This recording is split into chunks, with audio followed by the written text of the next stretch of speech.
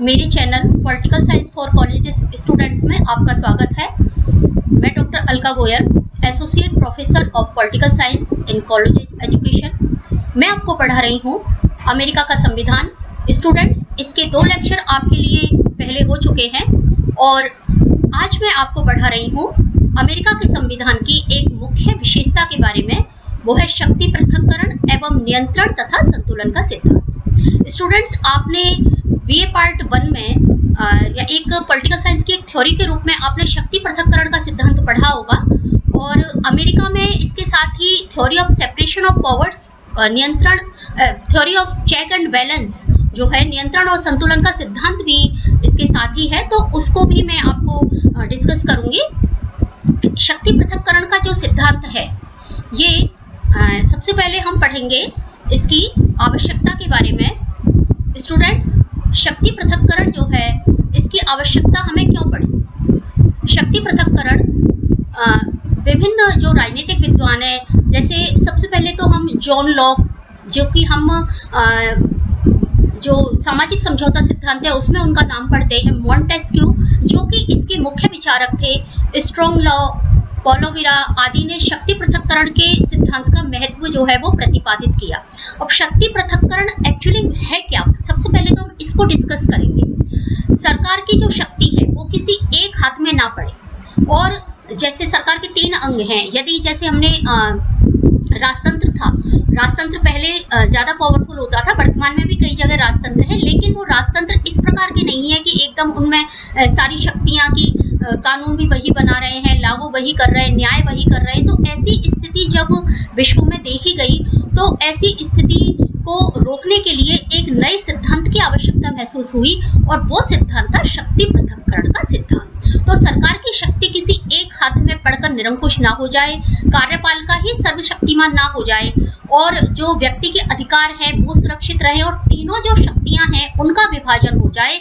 इसके लिए ये जो सिद्धांत था इसको अपनाया गया था। तो स्टूडेंट्स, जो इसका मुख्य कारण था वो ये था कि जो शक्तियां हैं वो एक जगह केंद्रित नहीं हो, और जो सरकार के तीनों अंग हैं उनके कार्य अलग अलग बढ़ जाएं। जैसे कि जो व्यवस्थापिका है वो केवल कानून बनाए, जो कार्यपालिका है वो केवल उनको लागू करे, और जो न्यायपालिका है वो उन कानूनों के अनुसार कानून की व्याख्या करे और विवादों का निर्णय करे। तो इसीलिए शक्ति पृथक्करण की आवश्यकता स्टूडेंट्स महसूस हुई।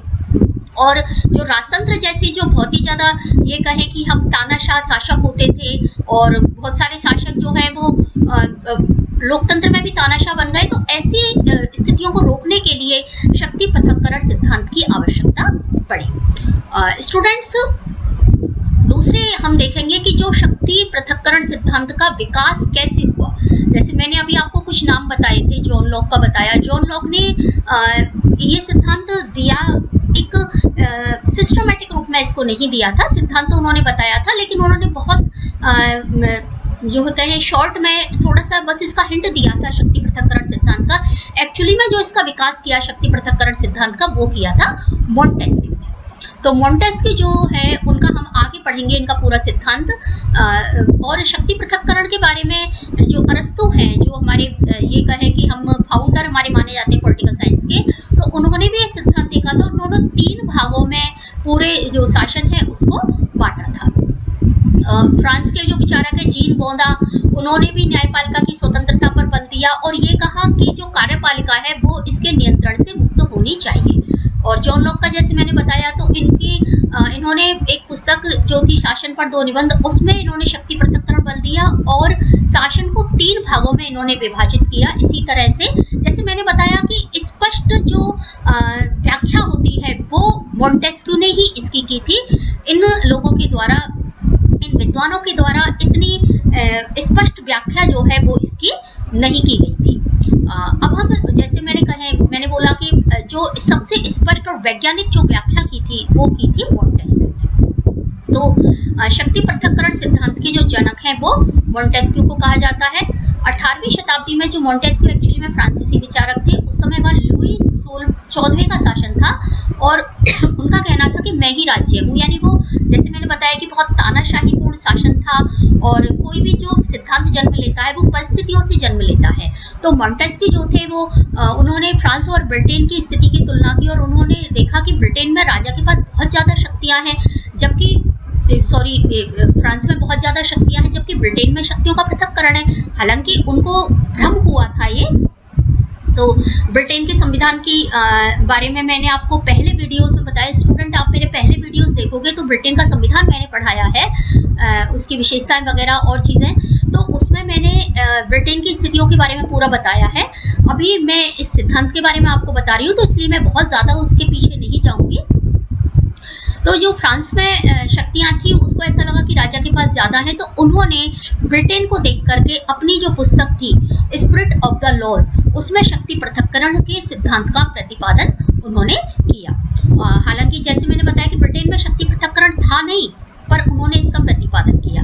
फिर हम अगले उस पर आते हैं कि इस सिद्धांत में ऐसा क्या है, क्या इसकी उपयोगिता है, क्यों ये सिद्धांत जो है वो वर्तमान में प्रासंगिक बन गया है। मोंटेस्क्यू ने इसको बहुत पहले दिया और मोंटेस्क्यू ने जो इसकी अवधारणा ली वो भी सही नहीं ली। जैसे मैंने बताया कि उन्होंने ब्रिटेन से ली और ब्रिटेन में तो शक्ति पृथक्करण था ही नहीं।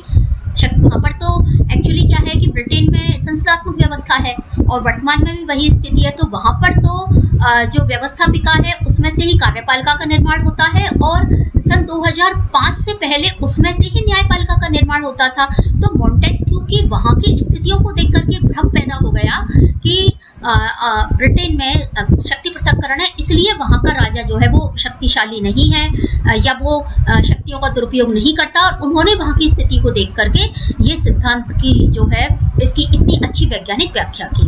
अब हम स्टूडेंट देखते हैं इसकी उपयोगिता, यानी इसकी क्या उपयोगिता, क्यों ये वर्तमान में भी इतना प्रासंगिक है।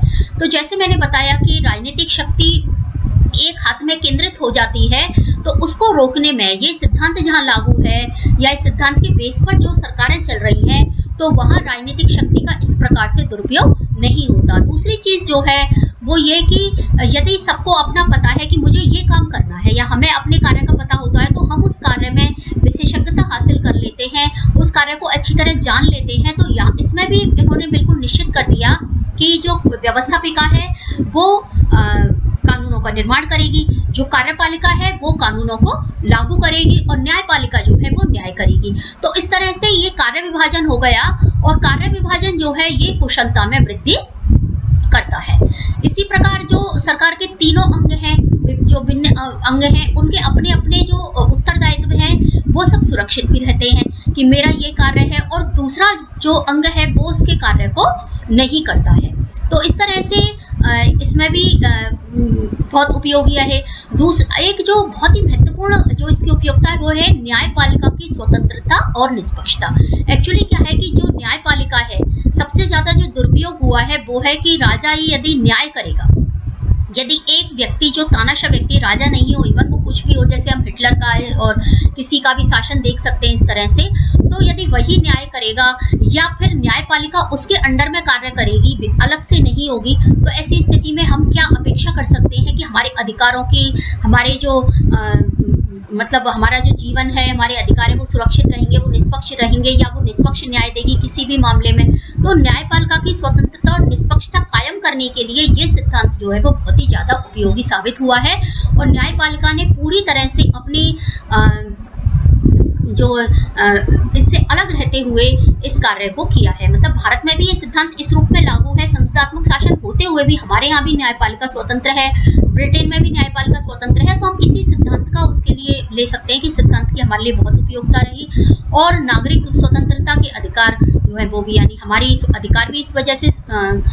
सुरक्षित रहते हैं, क्योंकि यदि हमारा न्याय वहाँ पर होगा, अच्छी तरह से न्यायपालिका स्वतंत्र रहेगी तो हमारे अधिकार भी सुरक्षित रहेंगे और जो कार्यपालिका है वो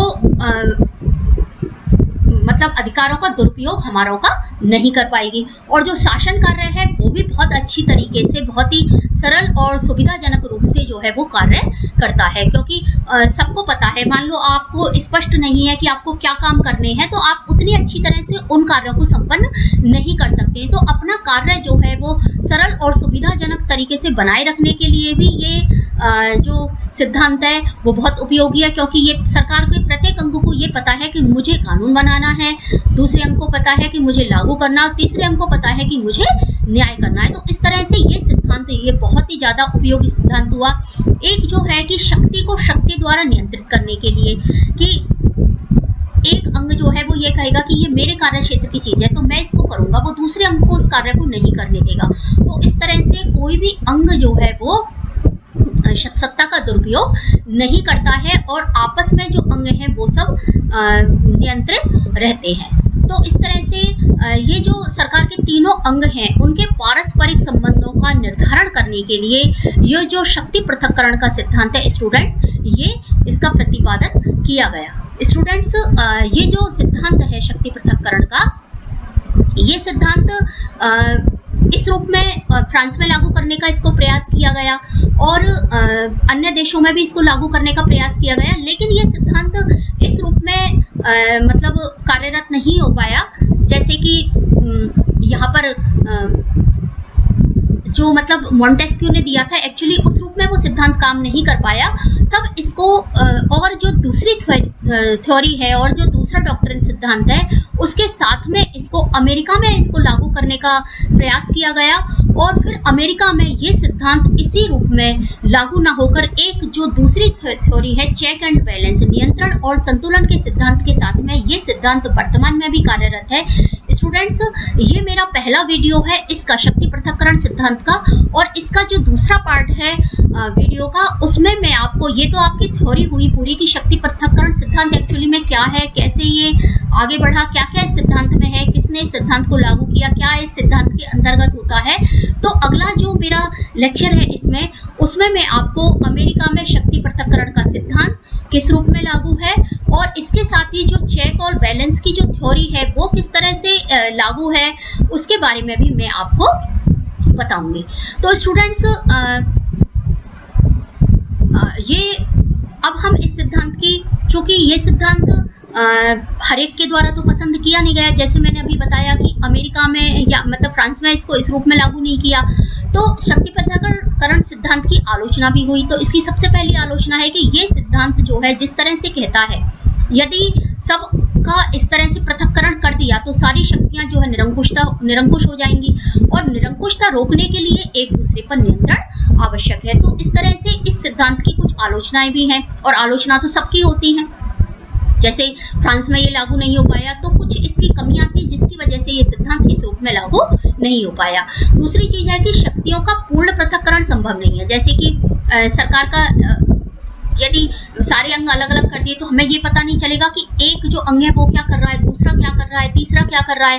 तो आपस में उनमें थोड़ा बहुत तारतम्य होना आवश्यक है, हालांकि गतिरोध होता है लेकिन तारतम्य होना भी आवश्यक है। पूरी तरह से जो आलोचक कहते हैं कि एक दूसरे पर आश्रित होकर ये सहयोग से सारे अंग कार्य करते हैं, तो जो शक्तियों का पूर्ण पृथक्करण संभव नहीं है। कुछ उनकी आलोचना में सच्चाई हो सकती है, सब बातें तो सबकी सही भी नहीं होती हैं। और तीसरा जो मैंने आपको पहले ही बता दिया था कि मॉन्टेस्क्यू ने जो इसका आधार लिया था वो गलत लिया था।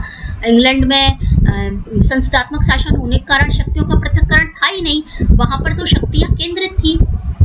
और जो चौथी इसकी आलोचना आती है कि तीनों विभाग की जो शक्तियां उनका समान महत्व नहीं है, कहीं पर तो कार्यपालिका ज्यादा शक्तिशाली है, तो कहीं व्यवस्थापिका ज्यादा शक्तिशाली है, और कहीं पर न्यायपालिका कभी कभी ज्यादा शक्तिशाली हो जाती है।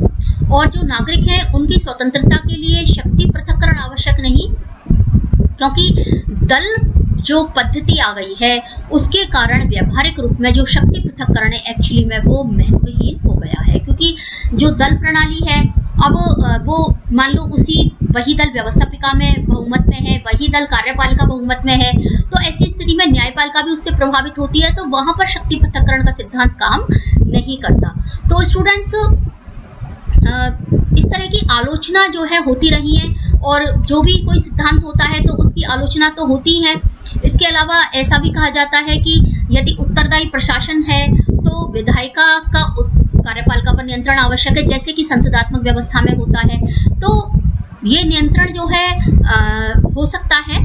और जैसे मैंने अभी आपको बताया कि अमेरिका की जो पॉलिसी है, जो डॉक्ट्रिन है अमेरिका का, उसमें अमेरिका के चेक और बैलेंस जो है वो थ्योरी भी उसमें काम करती है, चेक और बैलेंस की थ्योरी। तो उस थ्योरी में, चेक और बैलेंस की थ्योरी में ये जो आलोचनाएं हैं वो काफ़ी मैं कहीं कि महत्वहीन हो जाती हैं, क्योंकि इन आलोचनाओं का जवाब उसमें दिया गया है स्टूडेंट्स। तो मुझे आशा है कि आपको मेरा ये वीडियो पसंद आया होगा। आप मेरे सारी वीडियोस को देखिए, उनको लाइक करिए, उनको सब्सक्राइब करिए, जिससे कि आगे के बेल आइकन को दबाइए, जिससे कि आगे के जो वीडियोस हैं उनके लिंक आपको मिल सके स्टूडेंट्स। और आप मेरे, चूँकि मैं विश्व के संविधान पढ़ा रही हूँ तो आपको मेरे सारे संविधान जो हैं उनके बारे में धीरे धीरे करके आपको पता चलेगा।